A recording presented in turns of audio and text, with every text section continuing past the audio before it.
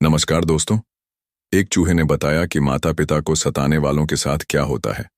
दोस्तों, आपसे तहे दिल से निवेदन है कि इस वीडियो को अंत तक देखें, क्योंकि वीडियो को अंत तक देखने से ही आपको वह प्रेरणा मिलेगी, वह ज्ञान मिलेगा जो आपके जीवन के लिए सबसे महत्वपूर्ण है। दोस्तों, प्राचीन समय की बात है। मध्य देश में एक महान प्रतापी राजा रहा करते थे। वह बहुत ही ज्ञानी और बुद्धिमान थे। वह अक्सर शिकार के लिए जंगल में जाया करते थे। एक दिन जंगल में वह शिकार के लिए जा रहे थे तो उन्होंने देखा कि एक चूहा बड़ी ही घायल अवस्था में पड़ा हुआ है। राजा सीधे चूहे के पास जाते हैं और राजा चूहे से कहते हैं, हे चूहे, तुम्हें यह चोट कैसे लगी? तब चूहा कहता है, हे राजन, एक सर्प से लड़ाई के कारण मुझे यह चोट लगी है और वह सर्प अब यहां से चला गया है। तब राजा उसकी चोटों पर मरहम लगाते हैं और चूहे से कहते हैं, हे चूहे, काफी समय बीत चुका है और अंधेरा भी होने वाला है। क्या यहां पर कोई विश्राम करने के लिए जगह मिल जाएगी? तब चूहा कहता है, हे राजन, पास ही में एक गुफा है, आप वहां रात्रि में विश्राम कर सकते हैं। चूहा आगे कहता है, हे राजन, मैं भी घायल अवस्था में पड़ा हुआ हूं, कृपया मुझे भी अपने साथ उस गुफा पर ले चलिए। तब वह राजा और चूहा दोनों उस गुफा में चले जाते हैं। फिर राजा कहता है, हे चूहे, तुम तो बड़े ज्ञानी प्रतीत होते हो और तुम मनुष्य से बातें भी कर सकते हो। क्या तुम आज की रात बिताने के लिए कोई बढ़िया सी कहानी सुना सकते हो? तब चूहा कहता है, हे राजन, मैं आपको आपके जीवन में काम आने वाली एक कहानी सुनाऊंगा, जिससे आपको ज्ञान भी प्राप्त होगा और प्रेरणा भी मिलेगी। लेकिन आपको मेरी एक शर्त माननी होगी, तभी मैं आपको यह कहानी सुनाऊंगा। तब राजा कहता है, कैसी शर्त है चूहा? कहता है, हे राजन, आपको यह कहानी पूरी सुननी होगी और पूरे मन से सुननी होगी। अगर सुबह भी हो जाए तो तब भी आपको यह पूरी कहानी सुनकर ही जाना होगा। तब राजा कहता है, हे चूहे, मुझे तुम्हारी यह शर्त मंजूर है, कृपया अपनी कहानी शुरू कीजिए। तब चूहा कहता है, हे राजन, बहुत समय पहले की बात है। पूर्व देश में एक अत्यंत शोभायमान नगरी थी। उस नगरी में नरोत्तम नाम से प्रसिद्ध एक ब्राह्मण रहता था। वह अपने माता पिता का अनादर करके उन्हें अकेला छोड़कर तीर्थ स्थान के लिए निकल पड़ता है। उस ब्राह्मण में चमत्कारिक ज्ञान और अद्भुत शक्ति थी। जब भी वह तीर्थों में स्नान करके बाहर निकलता तो उसके वस्त्र आकाश में ही सूखते थे। इस अद्भुत शक्ति पर उसके मन में बड़ा अहंकार हो गया था। वह समझने लगा था कि मेरे समान पुण्यात्मा और महायशस्वी दूसरा कोई नहीं है। फिर एक दिन वह स्नान करके ऊपर की ओर देखते हुए चल रहा था। उसके वस्त्र भी आकाश में सूख रहे थे। इतने में ही एक बगुले ने उसके मुंह पर विष्ठा कर दी। इस बात से उस ब्राह्मण को बड़ा क्रोध आ गया और उसने उस बगुले को भस्म होने का श्राप दे दिया। श्राप के प्रभाव से वह बगुला मरकर जमीन पर आकर गिर पड़ा। उस ब्राह्मण को अपनी शक्ति पर बड़ा घमंड हो गया था और फिर उसी घमंड में उसने बगुले को मारने का पाप किया। अब पाप के कारण ब्राह्मण के वस्त्र जो आकाश में उड़ रहे थे, जमीन पर गिर पड़े। अब उसके वस्त्र आकाश में नहीं ठहरते थे। अपनी शक्ति को खोकर उस ब्राह्मण को बड़ा दुख हुआ और वह शोक करने लगा। तब अचानक से आकाश से एक आकाशवाणी सुनाई दी कि, हे ब्राह्मण, अब तुम उस धर्मात्मा मुख चांडाल के पास जाओ। वहां पर जाने से तुम्हें धर्म का ज्ञान होगा। उस चांडाल के वचन तुम्हारे लिए कल्याणकारी होंगे। यह आकाशवाणी सुनते ही वह ब्राह्मण मुख चांडाल के घर की तरफ जाने लगा। जब वह उस मुख चांडाल के घर पर पहुंचा तो उसने देखा कि वह चांडाल सब प्रकार से अपने माता पिता की सेवा में लगा है। ठंड के दिनों में वह चांडाल अपने माता पिता के स्नान के लिए गर्म जल में स्नान कराकर उनके शरीर पर तेल लगाता था। माता पिता की सेवा करके ही वह भोजन किया करता था। इन्हीं पुण्य कर्मों के कारण उस चांडाल का घर आकाश में तरंग करता था। उस घर को किसी खंभे का आधार भी नहीं था, मानो वह घर आकाश में उड़ रहा हो। साक्षात भगवान विष्णु ब्राह्मण का भेष धारण करके उस चांडाल के घर में विचरण कर रहे थे, जिससे उस चांडाल के घर की शोभा बढ़ रही थी। यह सब विचित्र प्रकार देखकर उस नरोत्तम ब्राह्मण को बड़ा विस्मय हुआ।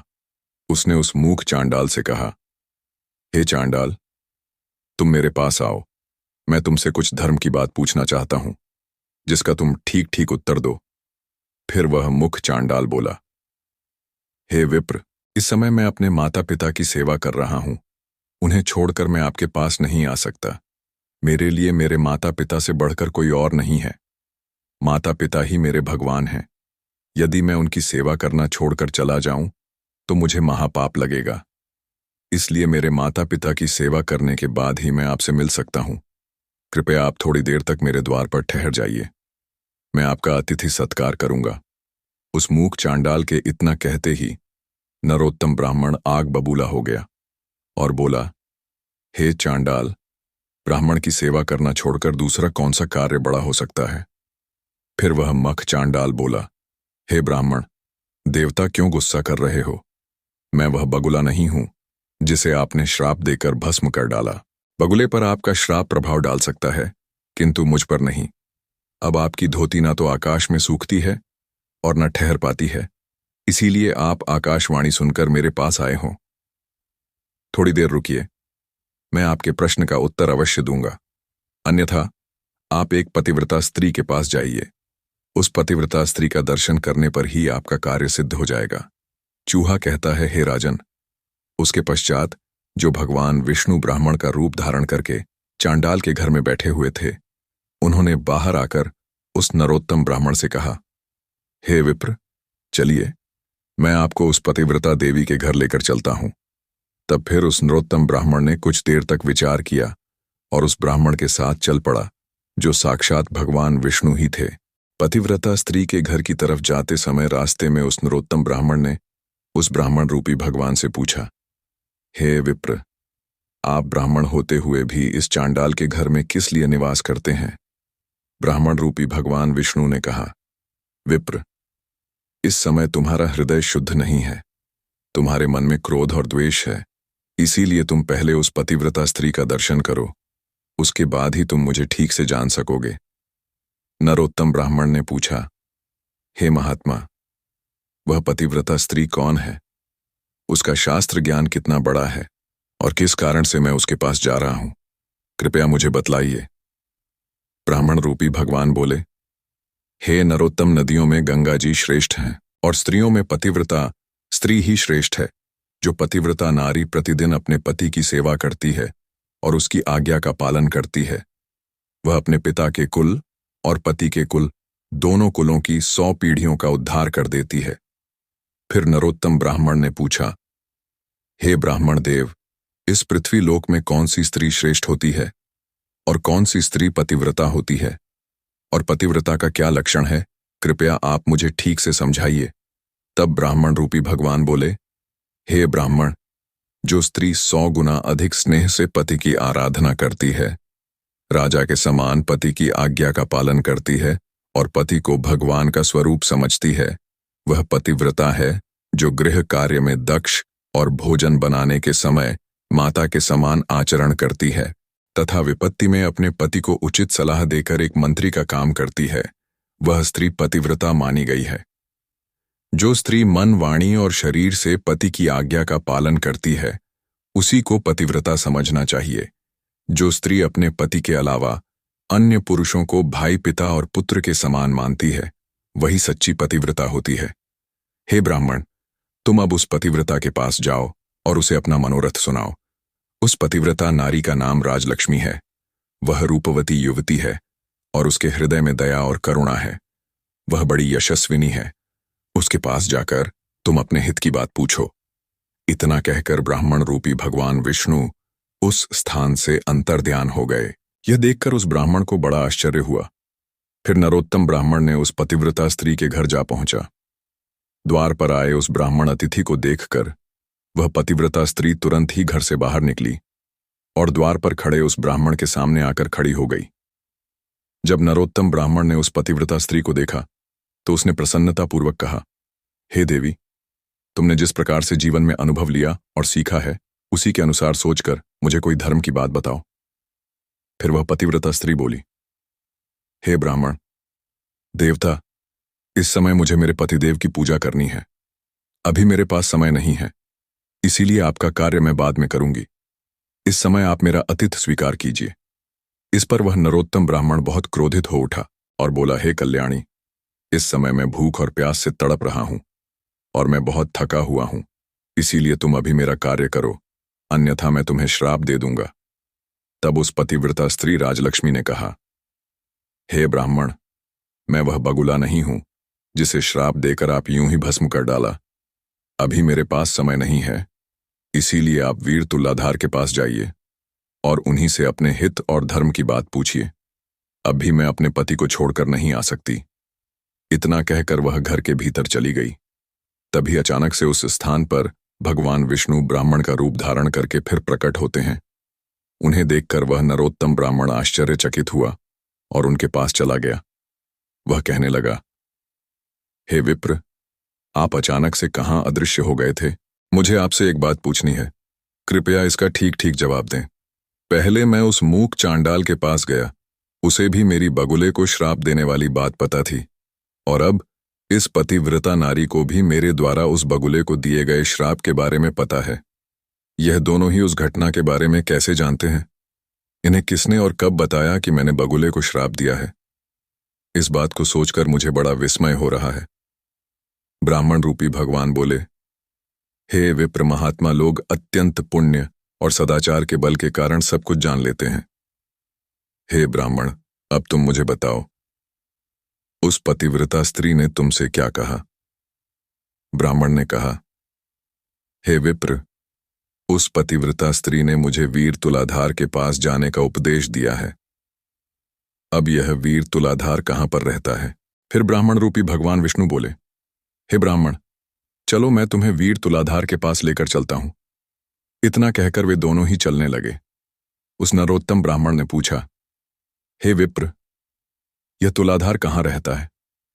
ब्राह्मण रूप भारी भगवान विष्णु बोले, जहां मनुष्यों की भीड़ एकत्रित होती है और नाना प्रकार के द्रव्यों की बिक्री होती है, उस बाजार में तुलाधार नाम का वैश्य द्रव्यों को बेचता है। उसने कभी मन, वाणी और अपने कर्मों द्वारा किसी का बुरा नहीं किया है।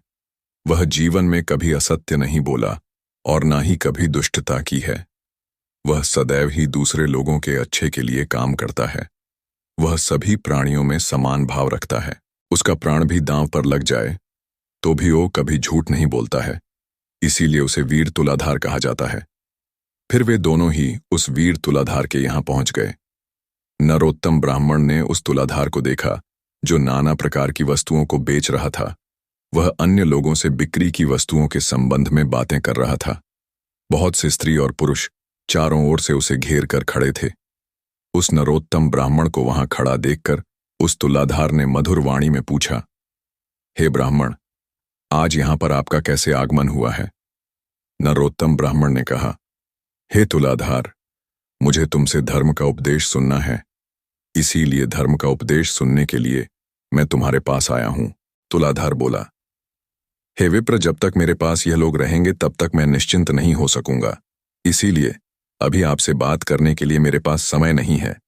आपसे मेरा यही अनुरोध है कि आप अब धर्मकार के पास जाइए। वही आपको समझाएगा कि आपके द्वारा उस बगुले को श्राप देने से आपको कौन सा दोष लगा और किस कारण से आपकी धोती अब आकाश में नहीं सूखती है। इन सभी प्रश्नों का उत्तर आपको वही धर्म ही दे सकता है। उस धर्मकार का नाम शिल्पाण है। वे बड़े सज्जन हैं। आप उन्हीं के पास जाइए। उन्हीं के उपदेश से आपकी कामना सफल हो जाएगी। इतना कहकर वह तुलाधार खरीदी बिक्री में लग गया। फिर उस नरोत्तम ब्राह्मण ने ब्राह्मण रूपधारी भगवान विष्णु से पूछा, हे विप्र, इस तुलाधार को भी मेरे बारे में पता है और अब उसने मुझे शिल्पा के पास जाने का उपदेश दिया है, इसीलिए अब मैं उस शिल्पा के पास जाऊंगा, लेकिन मुझे उस शिल्पा का घर पता नहीं है। ब्राह्मण रूपधारी भगवान विष्णु ने कहा, हे ब्राह्मण, चलो मैं तुम्हें उस शिल्पा के घर की तरफ लेकर चलता हूं। फिर वे दोनों ही मार्ग पर चलने लगे। तब उस नरोत्तम ब्राह्मण ने भगवान विष्णु से पूछा, हे विप्र, यह तुलाधार ना तो देवताओं की पूजा कर रहा है, ना ही राशियों की पूजा करता है और ना अपने पितरों का तर्पण करता है। फिर भी इसे मेरे बारे में कैसे पता है कि मैंने उस बगुले को श्राप दिया? वह बात यह तुलाधार कैसे जानता है? मुझे बड़ा आश्चर्य हो रहा है। कृपया आप इन सब का कारण बताइए। ब्राह्मण रूपधारी भगवान विष्णु बोले, हे ब्राह्मण, उस तुलाधार ने सत्य और समता से तीनों लोकों को जीत लिया है। वह सदैव सत्य के साथ खड़ा रहता है, कभी दूसरों के साथ विश्वासघात नहीं करता है और इसी सत्य के कारण समस्त देवता, पितर और आर्षिगण उससे संतुष्ट रहते हैं। तुलाधार इन्हीं गुणों के कारण भूत और भविष्य की बात जानता है। सत्य से बढ़कर कोई धर्म नहीं है और झूठ से बढ़कर दूसरा कोई पाप नहीं है। जो पुरुष पाप से रहित है और जिसका चित्त अपने पराये मित्र शत्रु सभी के लिए समान है, वह किसी के साथ भेदभाव नहीं करता है। उसके सब पापों का नाश होता है। जो सभी के साथ समान व्यवहार करता है, उसके अंदर भगवान का वास होता है। जो इस प्रकार से सत्य के मार्ग पर चलकर सभी के साथ समान व्यवहार करता है, वह अपनी अनेकों पीढ़ियों का उद्धार कर देता है। जिसके अंदर सत्यता होता है और जिसका स्वभाव सरल होता है, जो कभी भेदभाव नहीं करता है, वह साक्षात धर्म का ही स्वरूप होता है। इसी कारण से वह तुलाधार तुम्हारे बारे में जानता है।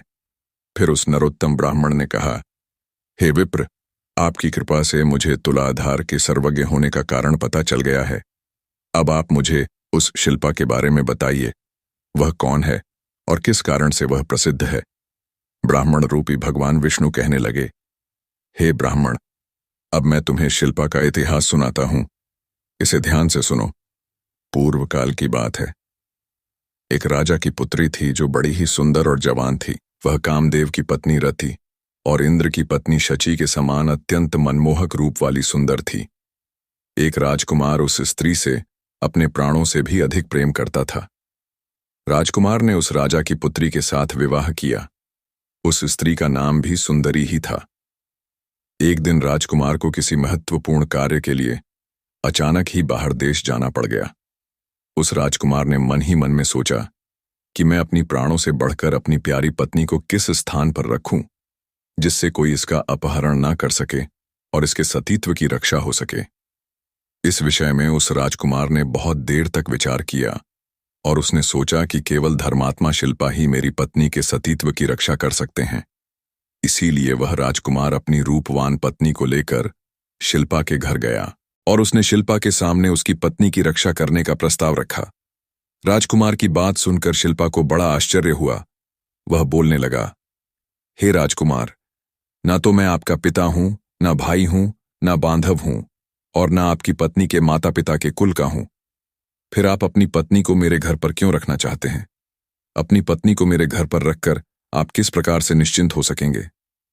फिर राजकुमार बोलने लगा, हे महात्मा, मैं जानता हूं कि आपके समान धर्मात्मा और जितेंद्रिय पुरुष इस संसार में दूसरा कोई नहीं है। यह सुनकर शिल्पा ने उस राजकुमार से कहा, हे राजकुमार, कृपया मुझे दोष मत देना। इस पृथ्वी लोक पर इस अप्सरा के समान आपकी पत्नी की रक्षा करने में कोई भी पुरुष कैसे समर्थ हो सकता है? हर कोई इसका उपभोग करना चाहेगा। फिर राजकुमार ने कहा, हे महात्मा, मैं बहुत सोच विचार करके ही आपके पास आया हूं। यह आपके घर में ही सुरक्षित रहेगी और यह बात मैं भली भांति जानता हूं। आपके घर में रहने पर ही इसके सतीत्व की रक्षा होगी। राजकुमार की बात सुनकर शिल्पा कहने लगा, हे राजकुमार, इस नगर में बहुत से कामी पुरुष भरे पड़े हैं। यहां पर किसी सुंदर स्त्री के सतीत्व की रक्षा कैसे हो सकती है? वह राजकुमार पुनः बोला, हे महात्मा, जैसे भी हो, मेरी पत्नी आपके ही पास सुरक्षित रहेगी। आप इसकी रक्षा कीजिए। अब मैं जाता हूं, मुझे आप पर पूर्ण रूप से विश्वास है। फिर शिल्पा कहने लगा, हे राजकुमार, मैं आपकी पत्नी के साथ सदा ही अनुचित बर्ताव करूंगा और उसी अवस्था में आपकी यह प्रिय पत्नी मेरे घर में सुरक्षित रहेगी। यदि मैं इसके साथ अच्छा बर्ताव करूंगा तो इस स्त्री के मन में मेरे प्रति काम भाव जागृत हो सकता है। इसीलिए मैं इसके साथ बुरा व्यवहार ही करूंगा। अन्यथा स्त्री की रक्षा के लिए आप ही कोई अनुकूल उपाय बताइए। मेरे घर में केवल एक ही शैया है और इसे मेरे और मेरी पत्नी के साथ उसी बिस्तर पर शयन करना होगा। इसके बाद भी आप अपनी पत्नी को मेरे पास रखना चाहते हैं तो इसे यहां पर रहने दीजिए, अन्यथा इसे यहां से लेकर चले जाइए। यह सुनकर उस राजकुमार ने कुछ क्षणों तक विचार किया और कहा, हे महात्मा, मुझे आपकी बात स्वीकार है। आप मेरी पत्नी को लेकर एक ही बिस्तर पर सो सकते हैं। आपको जो उचित लगे वह कीजिए। फिर राजकुमार ने अपनी सुंदर पत्नी से कहा, हे प्रिय, मैं जब तक लौट कर नहीं आता, तुम इन महात्मा के घर में ही निवास करो। तुम उनके कहे अनुसार कार्य करना, तुम पर कोई दोष नहीं आएगा। यही मेरी आज्ञा है। इतना कहकर वह राजकुमार अपने कार्य के लिए निकल गया। राजकुमार के जाने के बाद उसकी सुंदर पत्नी शिल्पा और उसकी पत्नी के साथ साथ उनके घर में निवास करने लगी। शिल्पा ने राजकुमार से जैसा कहा था वह वैसा ही व्यवहार राजकुमार की पत्नी के साथ करने लगा। वह शिल्पा रोज अपनी पत्नी और राजकुमार की पत्नी इन दोनों स्त्रियों के बीच में सोने लगा। उन दोनों स्त्रियों के बीच में सोने पर भी शिल्पा के मन में पराई स्त्री के प्रति जरा सी भी वासना की भावना नहीं हुई। केवल अपनी पत्नी के स्पर्श से ही उसके मन में काम भोग की इच्छा होती थी। राजकुमार की पत्नी के अंगों का स्पर्श भी उस शिल्पा को होता था, किंतु फिर भी उसके मन में राजकुमार की पत्नी के लिए कोई भावना जागृत नहीं हुई। शिल्पा के मन में वैसा ही भाव रहता था जैसे किसी बालक का अपनी माता के प्रति होता है। वह राजकुमार की पत्नी को माता के समान मानता था। उसके शरीर के अंग शिल्पा को कितनी बार भी स्पर्श करते तो भी उसके मन में काम भाव जागृत नहीं होता था। इस प्रकार से वह रोज उन दो स्त्रियों के साथ एक ही बिस्तर पर सोने लगा, लेकिन कभी भी उसने राजकुमार की पत्नी को स्पर्श नहीं किया। इस प्रकार से 6 महीने बीत गए। 6 महीने के बाद जब राजकुमार फिर से लौट कर आए तो उन्होंने नगर में रहने वाले लोगों से शिल्पा और अपनी पत्नी के बर्ताव के बारे में पूछा। फिर लोगों ने अपनी अपनी रुचि के अनुसार उत्तर दिया। कुछ लोग राजकुमार को उनके निर्णय के लिए सराहना करते थे कि उन्होंने अपनी पत्नी को शिल्पा के पास छोड़कर उचित काम किया। वहीं कुछ नौजवान लोग आश्चर्य में पड़ जाते थे और कहते थे कि राजकुमार, आपने अपनी पत्नी को उस शिल्पा को सौंप दिया, अब वह तो उसके साथ सोता है। स्त्री और पुरुष का संसर्ग होने पर दोनों का मन शांत कैसे रह सकता है। इधर शिल्पा ने अपने धर्म आचरण की शक्ति से लोगों की ऐसी कुत्सित चर्चा सुन ली। तब उनके मन में लोगों की गलत निंदा से मुक्त होने की इच्छा प्रकट हुई। उन्होंने इस अपमान से मुक्त होने के लिए आत्मदाह करने का निश्चय किया। शिल्पा ने स्वयं लकड़ी एकत्रित करके बहुत बड़ी चिता बनाई और उसमें आग लगा दी। वह चिता प्रज्वलित हो उठी। उसी समय राजकुमार शिल्पा के घर पर आ पहुंचे। वहां उन्होंने शिल्पा और अपनी पत्नी को देखा। राजकुमार की पत्नी का मुख प्रसन्नता से खिल हुआ था और शिल्पा अत्यंत दुखी और शोक में डूबे हुए थे। शिल्पा की मानसिक स्थिति को देखकर राजकुमार ने कहा, हे भाई, मैं आपका मित्र हूं और बहुत दिनों के बाद लौटा हूं। आप मुझसे बात क्यों नहीं कर रहे हैं? शिल्पा ने कहा, हे मित्र, मैंने आपके हित के लिए आपकी आज्ञा का पालन करते हुए आपकी पत्नी की रक्षा करने का अत्यंत कठिन कार्य किया है, किंतु बाहर जो लोग गलत बातें कह रहे हैं, मेरी निंदा कर रहे हैं। इस कारण से मेरा सारा परिश्रम व्यर्थ सा हो गया है। इसीलिए अब मैं अग्नि में प्रवेश करूंगा। संपूर्ण देवता और मनुष्य मेरे इस कार्य को देखें। यदि मैंने राजकुमार की पत्नी के साथ गलत काम किया है तो मेरा शरीर इस अग्नि में भस्म हो जाए। इतना कहकर शिल्पा अग्नि में प्रवेश कर गए, किंतु वह अग्नि शिल्पा के शरीर, वस्त्र और केश को जला नहीं सकी। आकाश में खड़े समस्त देवता प्रसन्न होकर उस शिल्पा की निष्ठा की प्रशंसा करने लगे। सभी ने चारों ओर से फूलों की वर्षा की। जिन जिन लोगों ने राजकुमार की पत्नी और शिल्पा के विषय में कलंकपूर्ण बातें कही थीं, उनके मुंह पर नाना प्रकार के कोढ़ हो गए।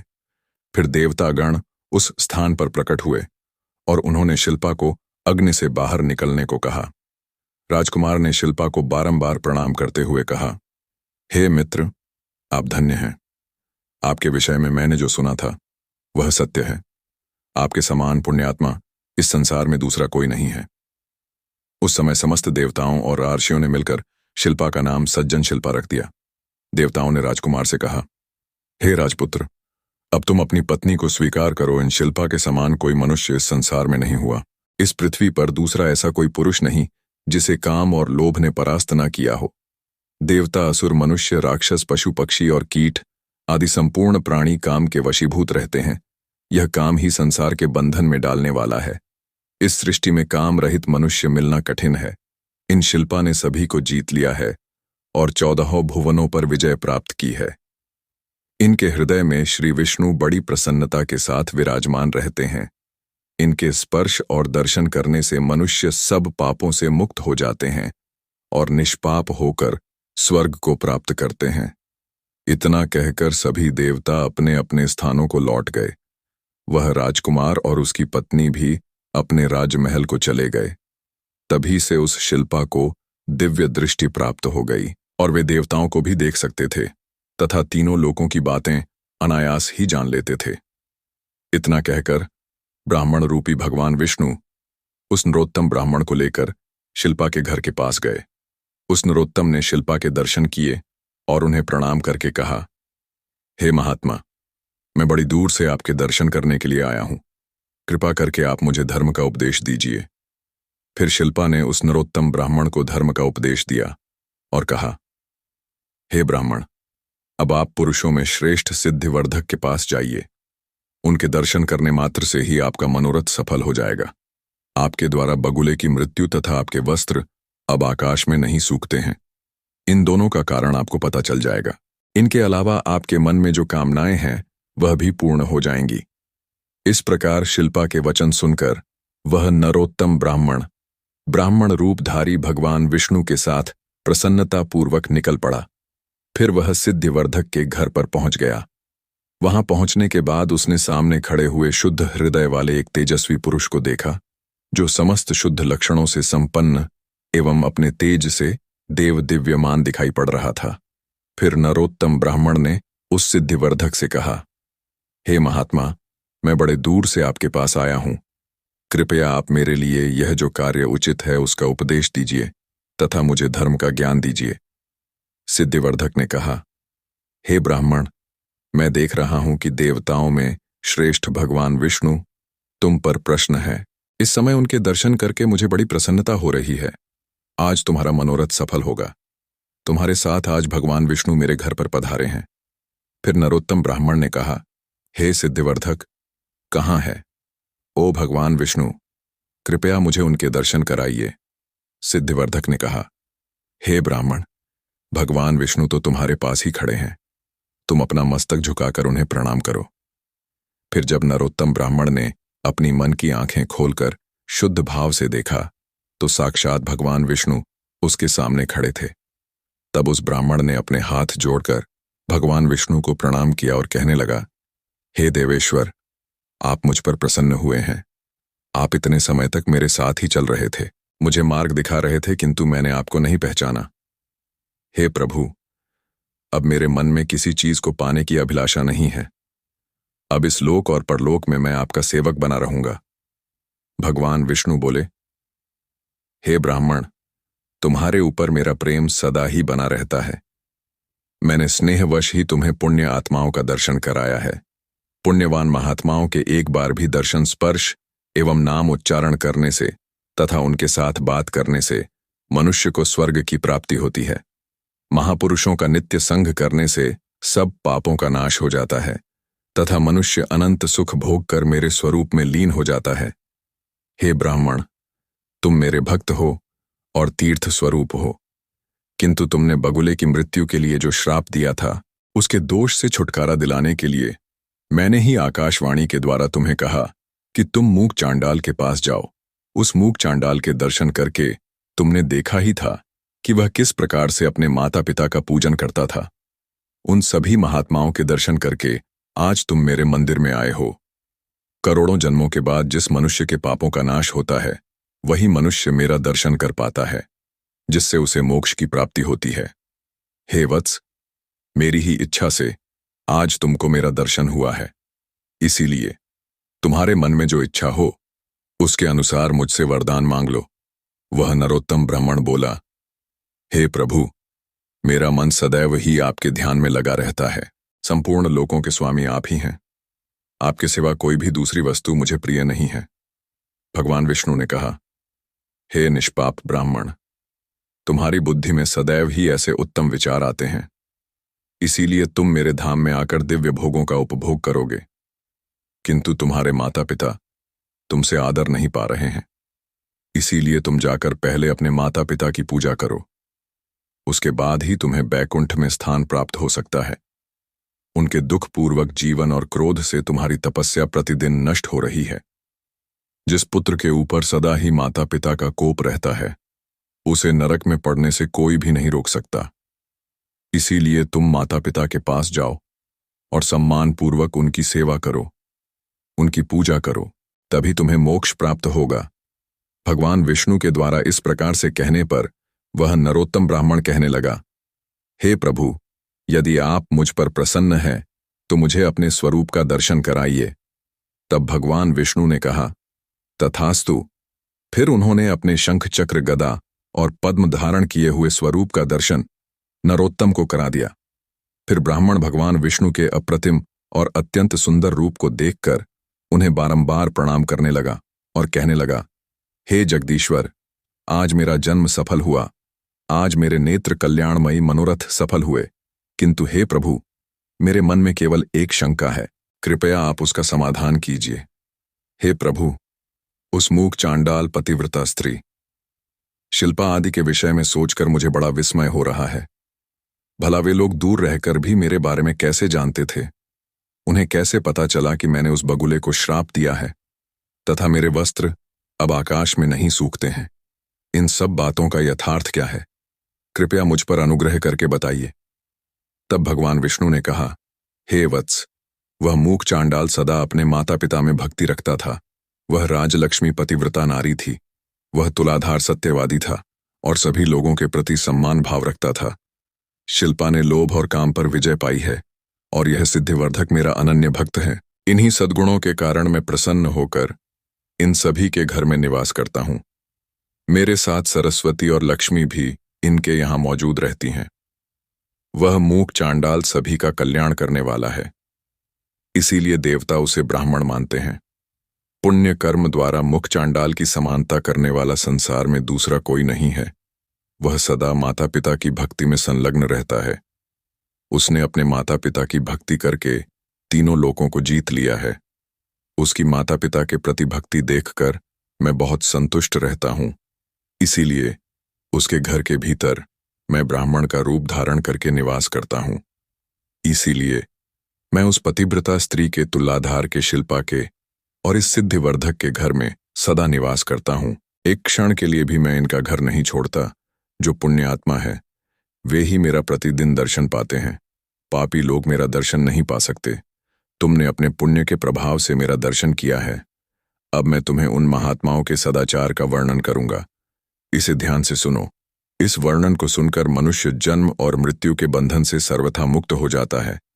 वत्स, देवताओं में भी पिता और माता से बढ़कर तीर्थ नहीं है। जिसने माता और पिता की आराधना की है वह महापुरुषों में श्रेष्ठ है। वह मेरे हृदय में रहता है और मैं उसके हृदय में रहता हूं। दोनों लोकों में उसके लिए कोई अंतर नहीं रह जाता। इस लोक में और परलोक में वह मेरे समान ही पूज्य है। वह समस्त बंधु बांधव के साथ मेरे रमणीय बैकुंठ धाम में पहुंचकर मुझ में ही लीन हो जाता है।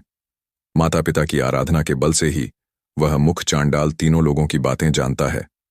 इस प्रकार से भगवान के वचन सुनकर वह ब्राह्मण बोला, हे जगदीश्वर, मोह और अज्ञानवश यदि किसी ने माता और पिता की आराधना नहीं की हो और फिर यदि उसे भले बुरे का ज्ञान हो जाए पर वह माता पिता की सेवा करना चाहे तो उसके लिए क्या कर्तव्य है?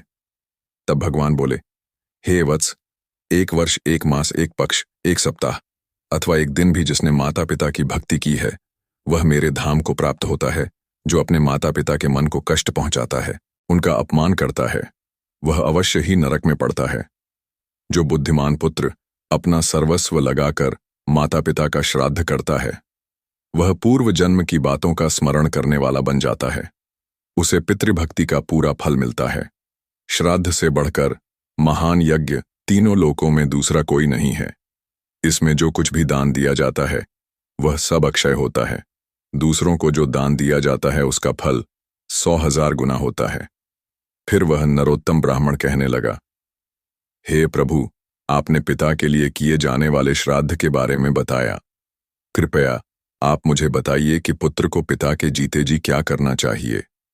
कौन सा काम करके बुद्धिमान पुत्र को परम कल्याण की प्राप्ति हो सकती है? भगवान विष्णु बोले, हे वत्स, पिता को देवता के समान समझकर उनकी पूजा करनी चाहिए। पुत्र की भांति उन पर नहीं रखना चाहिए। कभी मन से भी उनकी आज्ञा का उल्लंघन नहीं करना चाहिए। जो पुत्र रोगी पिता की सेवा करता है उसे अक्षय स्वर्ग की प्राप्ति होती है। पिता जब मरणासन्न होकर मृत्यु के लक्षण देख रहे हो उस समय भी उनका पूजन करके पुत्र देवताओं के समान हो जाता है।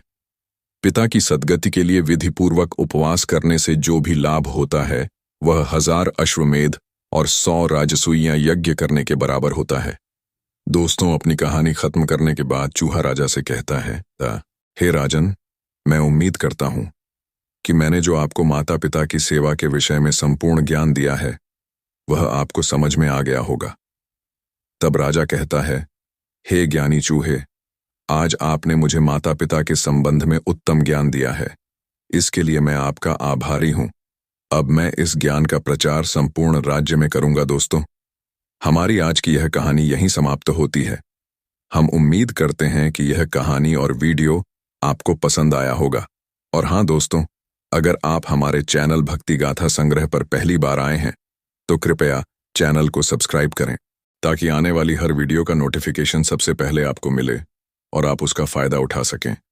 वीडियो को अंत तक देखने के लिए आपका बहुत बहुत शुक्रिया। दोस्तों, मिलते हैं अगली नई वीडियो में। तब तक के लिए भगवान आपका भला करे।